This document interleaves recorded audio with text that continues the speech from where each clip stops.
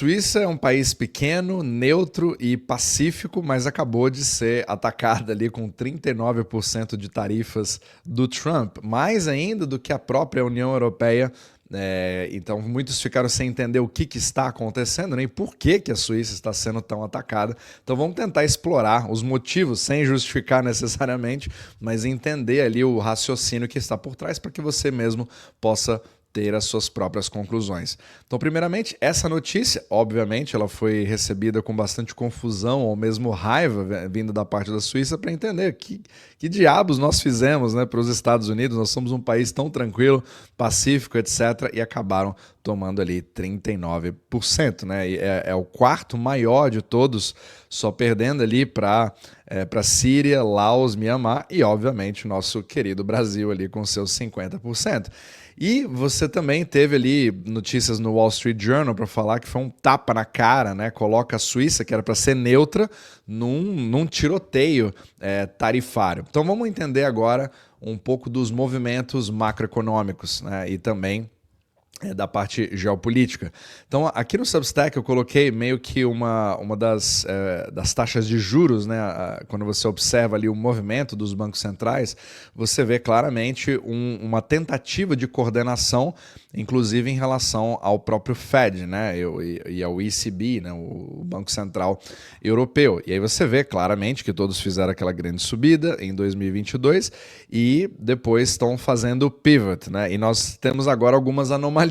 Os Estados Unidos, que eu já falei bastante, né, que está mantendo aqui bastante em cima, né, não fazendo esse pivot, mas vários outros países fazendo exatamente esses vários cortes sequenciais, porque estão vendo que a economia não está indo muito bem. Agora, dá uma olhada na Suíça. A Suíça, junto com o Japão, que é uma grande novela, né? Quem me acompanha nesse podcast sabe que eu falo bastante do Japão, mas a Suíça ela também fica bastante na vanguarda dos cortes de juros e também do experimento dos juros negativos. E a Suíça, ela que subiu, foi a primeira a fazer o pivot, foi a primeira a começar a cortar novamente e já está com juros zero. Até diferente do Japão, que estava tentando subir, e já ameaçando ali os juros negativos. Mas por que tão rápido? É justamente pelo fato da Suíça ter ali o franco suíço como uma moeda considerada como um porto seguro, né? O famoso safe haven.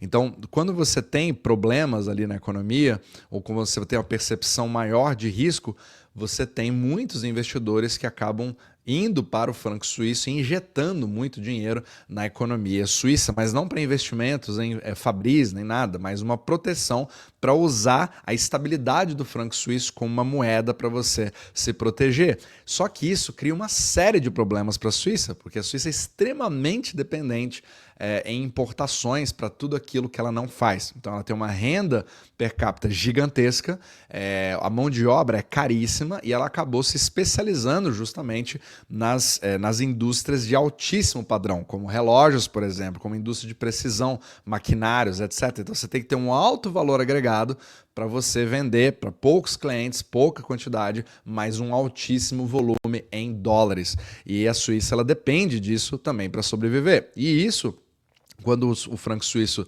fica extremamente forte, isso atrapalha as suas exportações. Até ajuda, né, nas importações, mas atrapalha bastante nas exportações. E você precisa criar ali um certo equilíbrio entre esses dois. E aí você usa o SNB, né, o Swiss National Bank, ele usa os juros negativos para tentar punir aquelas pessoas que compram francos suíços demais. Ele quer evitar ter essa demanda.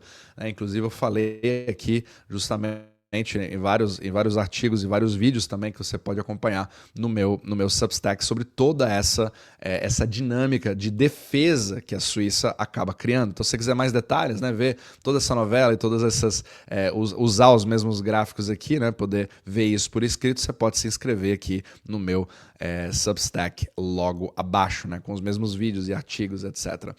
Se você quiser, às vezes você está em dúvida, né, como investir, o que fazer, etc., você também no meu Substack Substack eu compartilho a minha própria alocação de investimentos, e para aquelas pessoas que gostariam de uma ajuda ali quase no 1 a 1, né, trabalhando ao vivo junto comigo, a cada 2 semanas, com aulas ao vivo, inclusive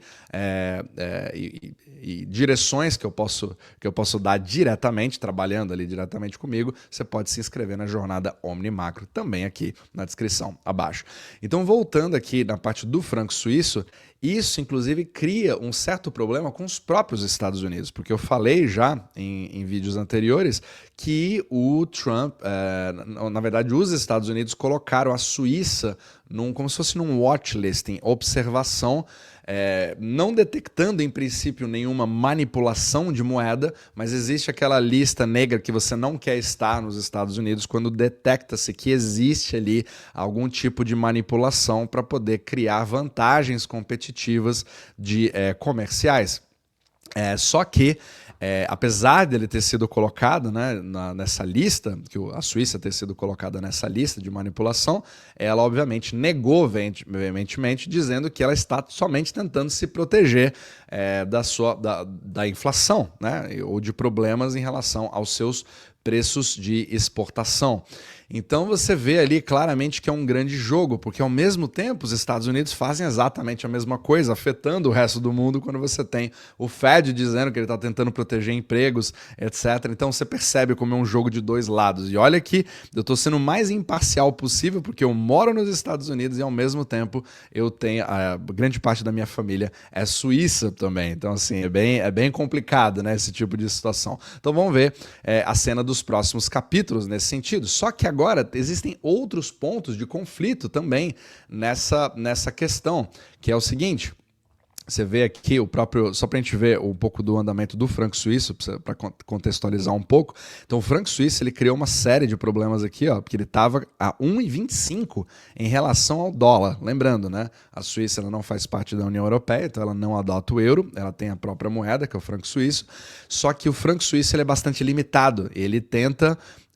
ele acaba sendo ali uma moeda demandada fora da Suíça, só que ela não tem um volume que não chega nem perto do dólar. Então ela acabou subindo, ele ficou 1,25 por dólar, né? Então é bastante forte em relação ao próprio dólar. Só que a Suíça começou a também aumentar o déficit fiscal e começar a imprimir os seus francos suíços, e isso é uma das formas que os Estados Unidos acaba vendo como manipulação. Deu uma queda que não muito significativa, apesar desse gráfico cair bastante. Nós estamos falando de 1,25 para 1,22, certo? E nós estamos agora a 1,23. Então, assim, está extremamente forte. E isso é um mega problema para a Suíça. Apesar disso aliviar a inflação, ele cria ali sérios problemas para o seu preço de exportação, e agora enfiando uma tarifa de 39% em cima dela, justamente no dia 1º de agosto, que é o dia nacional da Suíça, é como se fosse o 7 de setembro brasileiro, você cria muito mais problemas. E para adicionar mais ainda nesse conflito, você tem, obviamente, a questão de falar a seguinte coisa, mas espera aí, a Suíça ela tem 0 tarifas em relação a produtos americanos. Por que você está colocando 39%? Um dos motivos alegados é o volume da balança comercial, né, que acho que são 25 bilhões de um lado e mais de 50 bilhões do outro, né? Então os Estados Unidos estariam num déficit da balança comercial em relação à Suíça, mas isso é uma coisa bastante natural. Você pode até tentar falar a seguinte coisa, não, estamos tentando trazer estamos tentando levar as indústrias de volta para os Estados Unidos, etc. Só que a Suíça, ela é uma indústria de nicho. Então, quando você tem relógios, por exemplo, são Swiss made. Você não vai começar a produzir Rolex nos Estados Unidos, por exemplo. E todas as marcas, Patek Philippe, né, sabe, IWC, todas as marcas de relógios, talvez alguns maquinários você possa, obviamente, fazer isso, né? Máquinas, locomotivas, etc., motores de precisão, mas principalmente o grande problema está sendo na indústria farmacêutica, que é a grande parte do balanço, empresas como a Roche, por exemplo, etc. Então você tem ali uma questão muito forte nesse sentido. Então realmente vamos ver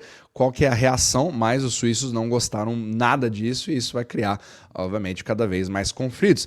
Agora, para aumentar mais ainda, vamos falar de outra coisa, o Robin Brooks, né, como sempre, ele acompanha esse movimento que a gente chama de transshipment, que está acontecendo nesse exato momento para as exportações da China para o resto do mundo, que aumentaram bastante quando elas despencaram nas exportações diretas para a China, da China para os Estados Unidos, pelo fato das tarifas terem acontecido. Toda essa guerra, né, essa negociação que ainda não acabou entre os dois países. Só que a Suíça foi detectada pelo Robin Brooks como um dos países que estão sendo usados para poder mascarar as exportações da China para os Estados Unidos. E o Trump disse que ele faria esse tipo de detecção, né? Olha, países que concordarem em receber produtos chineses, que não têm destino aos seus países simplesmente para tentar burlar as tarifas, também serão punidos. E aqui o próprio Robin Brooks mostrando, né, como que as exportações da China para a Albânia dispararam a partir do início do ano. Você viu a mesma coisa acontecendo ali para a Suíça. Então, vai ser bem interessante ver quais são as medidas que talvez eles sejam obrigados, caso eles queiram reverter essa situação o quanto antes. E os suíços já disseram que estão abertos a continuar as negociações independente, né, para tentar reverter isso o quanto antes. Então, vai ser uma outra novela bem interessante. Mas só para você ver como que a geopolítica está muito mais presente do que simplesmente você avaliar números e estatísticas macroeconômicas. A história é muito mais geopolítica do que outra coisa. Então, vamos ver como que isso afeta, como que isso vai ser ali digerido pela Suíça, né, e os próximos movimentos para ver se isso vai acabar criando algum tipo de reversão ou não. Mas, com certeza, só o fato de você ver ali uma demanda fortíssima por francos suíços, que continua acontecendo, deixando ele tão valorizado assim em relação ao dólar, mostra que a Suíça, apesar de ser bastante neutra, vai ter que acabar escolhendo ali os seus lados e não consegue se livrar de todo esse movimento de desglobalização e descooperação que vem acontecendo, e ela vai ter que rebolar, né, para tentar salvar ali a sua economia, que já não ia muito bem.